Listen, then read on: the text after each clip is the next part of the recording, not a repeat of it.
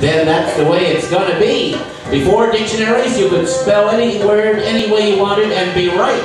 After dictionaries, you have the privilege of being wrong, as you are to ask this question. I have a question here. It's 5, 6, 7, 8. Very good. This question is submitted in a manner which is elevated and correct. $8. Why does tickling make you laugh? It's not funny. Says you. Oh, yeah. Now, hold on now. Now this person did give $8. You're right. So, and I want you to answer in verse form. Oh, for God's sake. You're good at it. When some jerk decides to tickle you, you find you're in a pickle. And though you don't want to laugh, you find you do, by more than half. Because, you see, it is a trope. So you will do it. There's no hope. You will not giggle, simper, squeal, or anything else that queers the deal. But laughter comes from release of tension, something I should not neglect to mention.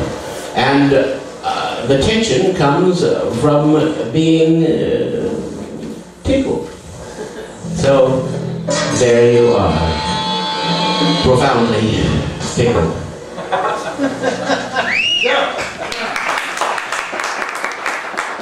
Profoundly pickled. Yes, that's right. Profoundly pickled. It's the tension. The tension is built up by some idiot tickling, and the only way to relieve tension, as we know, is laughter. Is love real? Or just a self-reflective spiral of self-delusion glommed on animal lust? Yes. Is it? Or is it something else entirely? Once again, the problem is in the categorical justification of this question. An either-or framework is superimposed. If love is a mental or social construction superimposed upon a lustful condition, that does not mean that it is a reductio, a reduction to that. It means that it is an additio. It is something in addition to that. Yes, folks, basic biology is taking place, but also that which only the humans with their artificially enlarged brains can make a big fuss about, as indeed they do about everything else that concerns them. Furthermore, it is a known scientific fact that humans are more highly sexed than any other creature. That's because it all really takes place in the brain, until that sad day when the brain is no longer the boss. Love seeketh not itself to please, not for itself has any care, but for another gives its ease, and builds a heaven in hell's despair. So sang a little clod of clay trodden by the cattle's feet, but a pebble from the spring warbled out these answers meet. Love seeketh only self to please, to bind another to its delight, joys in another's loss of ease, and builds a hell in heaven's despite. Ladies and gentlemen, Dr. Hal. Thank you very much. Here's a good one. Did I actually refer to this as FCC-free radio earlier? I don't think so. I hope not. It's difficult, you know, you have to think which pirate radio call signal to give out. Well, anyway, right now we're the only pirate radio station in San Francisco. Yes. The other ones, like that Griffin, have been strangled into... Yes. It'll happen to us soon enough. Yes, the FCC will come down with its jackboots on our little station, but as for now, we are broadcasting. This is really radio, folks. Wow, it's magic. And you know, everyone who's on the Ask Dr. Hal show has his own radio station. Pete Goldie has Nose Hair Lint Gland. KroB has his Thursday night broadcast. And tonight, we're also a broadcast. And when will things get better? When, Hal? When are things going to get better? Things are bad. Yes, things are bad. Bad. Terrible. And getting worse. Yeah. I bet you'd like me to tell you things are going to get tremendously better. Be straight with us, Hal. Be straight with us. I'm going to lay it out for you. I'm not going to beat around the bush. I'm going to tell you the way it is. Yes, things are going to get wonderfully better. But then, because of the nature of things, they will get horrible again. You see, good, bad, good, bad. Things went good, and things went bad. Things went good, things went bad. Good, bad, good, bad. This question doesn't say, when will things get permanently better?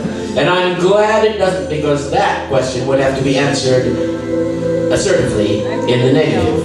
Things will never get permanently better, nor should we hope that they will. Because, as Adolf Hitler said once, man has grown strong through eternal war, and will only grow weak through eternal peace. Well, I know, we shouldn't look to Adolf for inspiration, but here he was right, because we thrive by challenge, by having something to do. Never underestimate the power of something to do. If you are comfortable and well-fed and have everything you want, you are in a very unenviable situation, because there's nowhere to go from there but down. Yep. So face your struggle. That's what life is all about.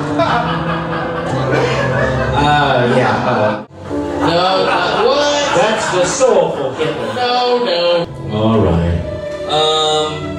What's your favorite TV show of all time? My favorite TV show of all time, I'd have to look back into the mists of childhood, when in pajamas I sit in front of the primitive TVs of the time. There I can see myself sitting on the rug watching these shows. Well, some have been up my alley, you know. There was the one called It's About Time. Do you remember that one? No, Hal, no one remembers It's About Time. No one's ever heard of that show. Well, it's about two astronauts who go into the past and discover cavemen and dinosaurs. I don't know why anybody would remember that. That was a cool show. It's about time, it's about space, it's about two guys in the strangest place. When they see what is inside, is it good luck or is it good night? As through the barrier of time they flew, past the fighting Minutemen, past the armored knight, past the Roman warrior, to this prehistoric site. Naturally, the first caveman or cave person they see is a gorgeous babe in his skimpy. It just occurred to me this is not my favorite TV show. What I think I liked the most, my favorite TV show,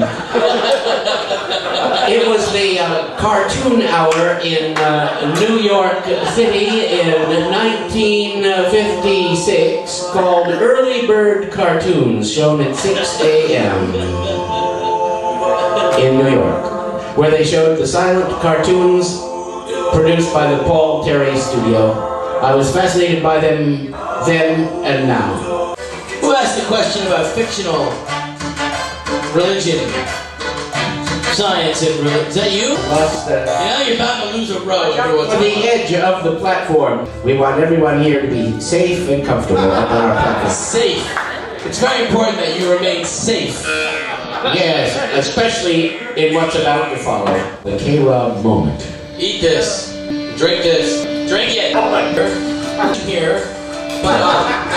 It's a cookie. Wow. That's a two-fisted drinker, ladies and gentlemen. Now breathe the gas. You put the end in your mouth and press the handle. Suck all that down. Suck it down.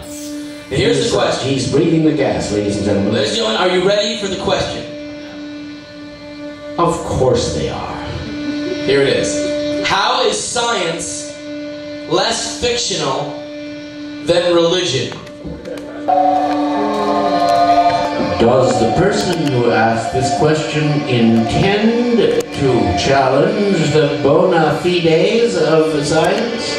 Or is one purely and clearly desire a distinction between these two different areas of human development, which are wired into different parts of the human brain, possibly roots in different hemispheres of that strange and mysterious organ, the brain? First of all, science means knowledge. Science is from the Latin scientia, meaning knowledge, meaning it is the sum of things known. Science with names are cosmos frames. Basically, all science is naming things. But to name a thing is to know it and to understand it. Religion also names things, but it names intangibles. It names what is inferred. It is named what we like to believe, as opposed to what we must believe because of the overwhelming accumulation of facts. Facts in and of themselves comprise that thin book which we call science. I hope this has been helpful, clear. Science and religion both satisfy parts of the human hardwiring, but one of them produces and one of them coasts. I guess it's science that does the heavy lifting. You awake in the middle of the night startled by a noise. Oh yeah. You turn on the light to find yourself surrounded by mummies. Oh, that's not so bad. They aren't doing anything bad, just milling about. Wait, you said mummies, but you meant monkeys, didn't you? Mummies? Mummies! Oh, well, that's not so good. I'm liking it a lot less. Go on. The question. What do you do? What do I do? When you're walking up? Yeah, how close do you know, first of all, I would ascertain by the quickest method possible that I myself was not a mummy. That in some interval I had died, been embalmed and mummified, and now, in some ghostly simulacrum of life, was apprehending that my co-peers and confreres were also mummified, that their brains had been removed from their withered skulls through the nose by special hooks of the embalmers, that the entrails had been removed and placed in canoptic jars, and that my flesh, like theirs, was spiced with the embalmer's art, with natron, cinnamon, and myrrh. Of course, if I had enough room to get out of bed and there were reanimated mummies around, I might make it as far as my glass bookcase and get out my own copy of The Scroll of Thoth, by which it is said Isis raised Osiris from the dead. Read it backwards, the mummies crumble into dust. Thank you. Whoa!